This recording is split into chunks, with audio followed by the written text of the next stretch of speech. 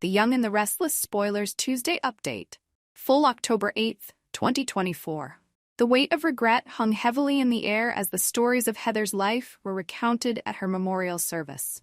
Friends and acquaintances spoke of her kindness, her unwavering dedication to her family, and the quiet ways she had touched their lives. Each word was a dagger to Daniel and Lucy, who sat in the front row, tears streaming down their faces.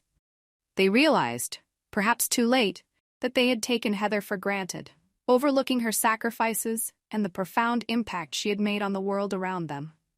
Lucy clutched a folded piece of paper in her hands, a letter she had found among her mother's belongings. In it, Heather had expressed her hopes and dreams for Lucy's future, her love for her family, and her belief in the goodness of people. The letter was a stark reminder of all that Lucy had lost. Her grief quickly transformed into a burning desire for vengeance. She vowed then and there to make the person responsible for her mother's death pay dearly. Unbeknownst to the mourners inside, Sharon stood hidden behind a large oak tree just outside the funeral home. She couldn't bring herself to step inside. The guilt was overwhelming, and fear gnawed at her soul. Every creak of the building made her flinch, and she half expected the coffin lid to burst open, with Heather emerging to exact her own revenge. The paranoia was consuming her, but she couldn't stay away. She needed to see the consequences of her actions, even if from a distance. Inside the Abbott mansion, tension was brewing. Jack and Diane sat in the dimly lit study, the weight of recent events pressing down on them. "We need to take control of this situation," Jack declared, his voice tinged with frustration. "Kyle is out there making decisions that could destroy everything we've built. Abbott cannot tolerate betrayal." Diane nodded in agreement. "He's our son, but he's lost his way. Victor is manipulating him, and if we don't act now, we might lose him forever, and the company along with him." Kyle, oblivious to his parents' concerns, was reveling in his recent successes. Victor Newman had rewarded him handsomely for his efforts, and Kyle felt a sense of validation he hadn't experienced in years. He had managed to steal one of Diane's most prized formulas from Abbott and deliver it straight into Victor's hands. The thrill of outsmarting his parents and the allure of Victor's approval blinded him to the moral quagmire he was sinking into. Victor, ever the puppeteer, was pleased with how his plan was unfolding. The seeds of discord he had sown within the Abbott family were beginning to take root. With Kyle under his influence, Victor saw an opportunity to weaken Jap from the inside. His ultimate goal was to see the Abbott family fractured beyond repair, leaving their company vulnerable and without a clear heir. In his mind, this was not just business, it was personal. Decades of rivalry with Jack had led to this moment, and Victor was determined to come out on top. Back at the funeral home, the service was concluding. As the attendees began to disperse, Lucy noticed a familiar figure lurking near the entrance. Her eyes narrowed as she recognized Sharon trying to slip away unnoticed. Anger surged within her. How dare Sharon show her face here? The audacity was infuriating. "Sharon!" Lucy called out, her voice sharp. Sharon froze, her back still turned. She considered pretending she hadn't heard, but it was too late. She slowly turned around to face Lucy, her expression a mix of guilt and apprehension. "What are you doing here?" Lucy demanded, stepping closer. "You didn't even have the decency to attend the service properly, hiding outside like a coward." I wanted to pay my respects," Sharon stammered. "I didn't want to intrude." "Intrude? Or were you just too afraid to face what you've done?" Lucy's eyes bore into hers, the accusation clear. Sharon's heart raced. "I don't know what you mean," Lucy scoffed. "Save it. I know you had something to do with my mother's death, and I promise you I will find out the truth." Before Sharon could respond, Inard beside Lucy, placing a reassuring hand on her shoulder. "Let's go, Lucy. This isn't the time or place. This isn't the time or place." "No, Daniel, she needs to hear this." But Sharon had already taken the opportunity to slip away, disappearing into the crowd. Panic gripped her as she hurried down the street.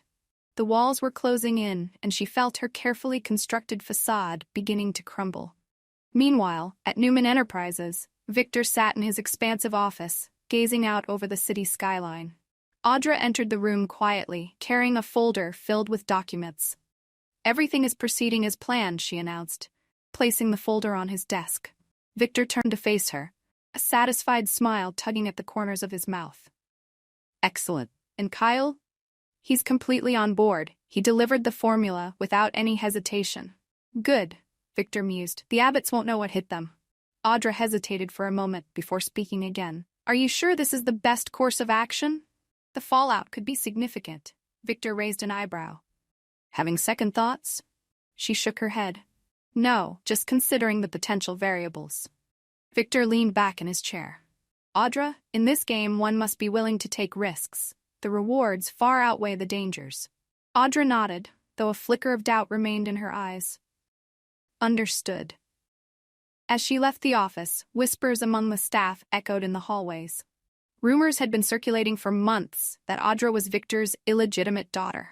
Their closeness, the way he mentored her, and the special treatment she received all fueled the speculation. Nikki, Victor's wife, had grown increasingly jealous of the attention he lavished on Audra. The tension at home was palpable. To appease Nikki, Victor had staged a public dismissal of Audra from the company. But behind closed doors, their alliance remained strong. The facade was necessary to keep suspicions at bay while they orchestrated their grand plan. Back at the Abbott mansion, Jack paced the floor, his frustration mounting. We need to bring Kyle back into the fold before it's too late, he insisted. Diane sighed. I've tried talking to him, but he won't listen. He believes Victor can offer him more than we ever could. Victor is using him, Jack snapped. And when he's done, he'll cast Kyle aside without a second thought. Perhaps we should consider a different approach, Diane suggested cautiously. Maybe if we involve someone Kyle trusts? Jack shook his head. Pooh. He shut everyone out except Victor. A silence settled between them, heavy with the weight of their dilemma. Meanwhile, Lucy's determination had only intensified. She began digging into the circumstances surrounding her mother's death, seeking any piece of evidence that could link Sharon to the crime. Late nights were spent combing through records, interviewing anyone who might have information, and piecing together the puzzle. One evening, as she was sifting through some documents at Crimson Lights, she overheard a conversation between two patrons discussing Victor's latest maneuvers against the Abbott family. Intrigued, she listened closely. I heard Kyle stole some proprietary information from Abbott and gave it to Victor. One man whispered. Really? That's bold, the other replied. But then again, Victor's been known to manipulate people to get what he wants. An idea began to form in Lucy's mind. If Victor was willing to sabotage the Abbotts, perhaps he was also involved in her mother's death. The connections were tenuous, but in her desperate state, she was willing to explore any lead. She sought out Billy Abbott, someone who had his own grievances against Victor. Billy, I need your help, she implored. Billy looked at her skeptically. What's this about, Lucy? I think Victor might be connected to my mother's death. I need to find proof. Billy sighed. Victor has a lot of enemies, and he's done a lot of terrible things, but jumping to conclusions won't help. Please, Lucy pleaded, I have nowhere else to turn. Reluctantly, Billy agreed to assist her, if only to keep an eye on her and prevent her from doing something reckless. As days turned into weeks, the tension in Genoa City escalated. Jack discovered the theft of the formula and confronted Kyle. How could you betray your own family? He demanded.